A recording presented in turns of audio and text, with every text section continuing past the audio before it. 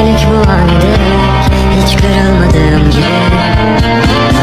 Ben gökyüzünü tutamam, yıldızları çalanlar var bu karanlığın.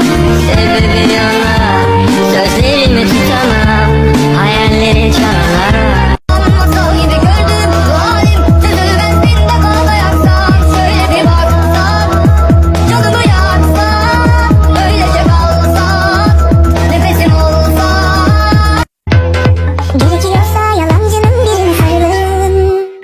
Gitabilsen nereye gidersen içimden geliyorsun tarifsiz o sözlerle ama sen gözünden biliyorsun.